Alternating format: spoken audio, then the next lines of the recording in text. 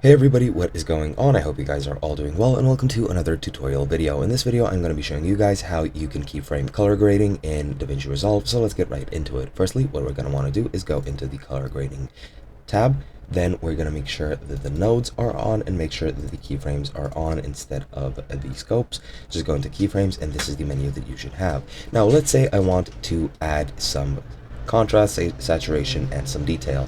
What we're going to want to do is first click on the corrector one, which is corresponding to the first node over here. You can add as many nodes as you want, but I'm going to just use this one.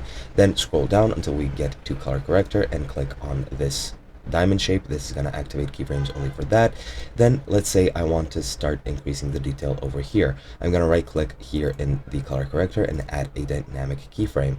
Then we want to go up until the frame where we want the effects to completely take place. Let's say over here, and now I'm going to start editing it. I'm going to go and add contrast a bit. Let's say 1:1 should be enough. I'm going to add a bit of saturation. Let's go over into 65, and I'm going to add detail at around 60. That should be enough.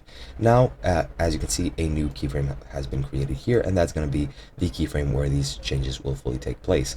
Now, if I go ahead and play it, as you can see here, it is going to start changing, but that is not as apparent as I wish it was. So let me just change it a bit, and let's go over to this keyframe. I'm going to just delete it, and I'm going to go here, and I'm going to increase and change the same things that I did. I'm going to add some contrast, I'm going to add some saturation, I'm going to add some detail, and I'm also going to change the actually I'm going to change the saturation down, sort of a grayscale. I'm going to go to black and white since it's most apparent there. Now if I play it, as you can see, it's gradually just gonna start going black and white, and add that this keyframe is gonna go fully black and white. And that's pretty much all you need to do. Hope you guys enjoyed, and I'll be seeing you guys in another video.